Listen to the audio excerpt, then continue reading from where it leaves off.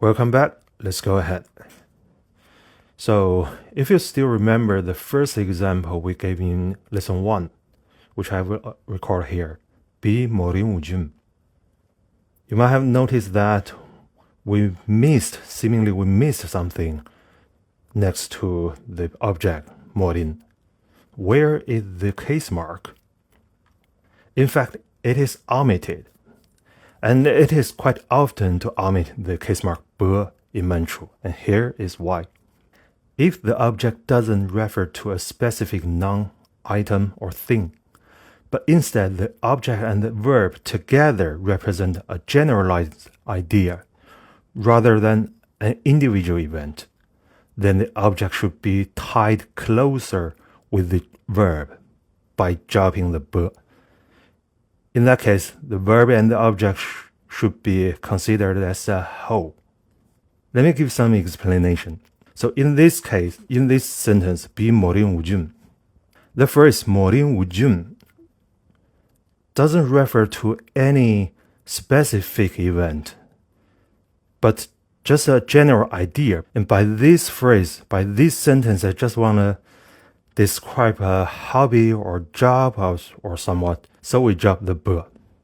And similarly, in Manchu, there is actually plenty of such phrases which describe just some general action in daily life, such as badajim, have a meal, 모코에밈, to drink or drink water, 우충우충, to sing, and so on.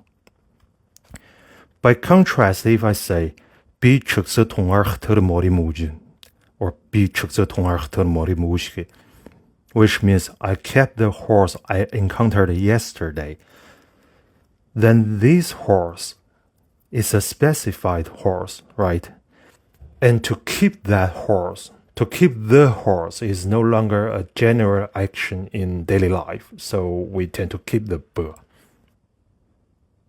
So accordingly, if the noun is definitely a specific noun, for example, if it's modified by this or that or these or those, or it has some overt owner like my, yours, his, her, or someone else's, right? So that will be a specific noun.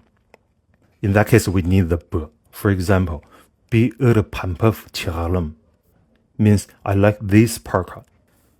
So this parka is not any random parka. It's a parka just in front of you. It's a specific parka. And you like this parka is not a general idea like you like parkas, you love parkas. So the 부 should not be omitted. And similarly, if the noun is a proper name or pronoun, like in 비 Accusative savri, so Accusative is definitely a specific person. It's a name, so we need a 부. And speaking about the pronouns, we have something to learn. That some pronouns in Manchu need particular transformations when bearing the case marks. So here is a list of the accusative case form of pronouns. Let's go through it. 비 plus 부 goes to 민부. 시 plus 부 goes to 신부. And 이 plus 부 goes to 인부. 이 is a formal way to express the third person. And there is no gender difference in Manchu. Then 부 goes to 문부. 소 goes to 순부. 쳐 goes to 천부. So for example, 비심탁흠 means I know you. And here is another idea about the omission, that the longer a noun phrase is, the less likely it could be omitted. Then compare these two sentences. 비 스준게리 versus 비 안풀겐 이처 스준게리.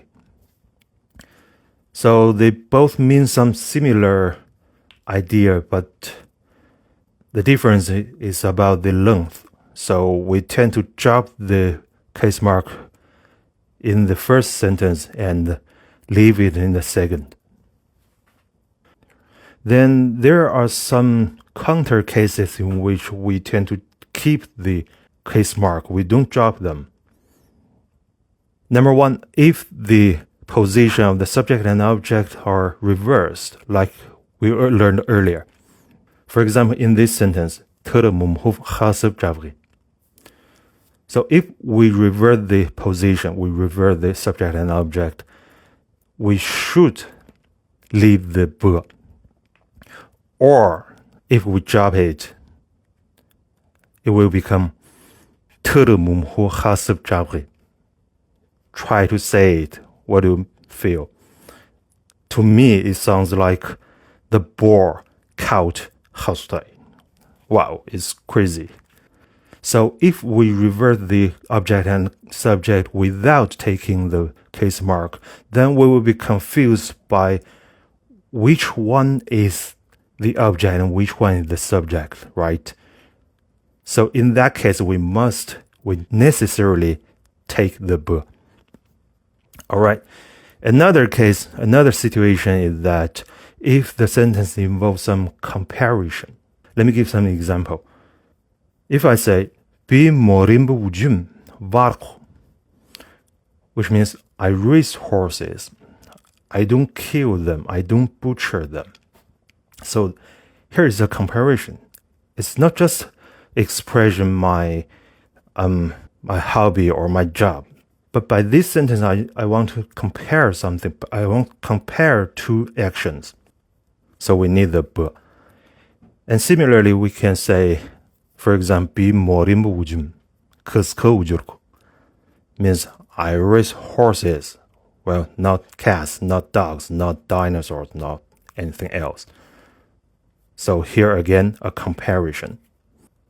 And in Manchu, sometimes you will hear sentences like "bi morimbo ujum" without another half. There is no overt comparison. But in this case, if you see the b, that means it implies some comparison, but just the speaker didn't speak it out. Well, perhaps so, or maybe some exception. Because, in fact, all of these are, I'd rather call them cues rather than rules, because people don't speak really following any restricted rules. And sometimes the omission could be very arbitrary. So those are just rules to help you to understand, but don't consider them rules. All right.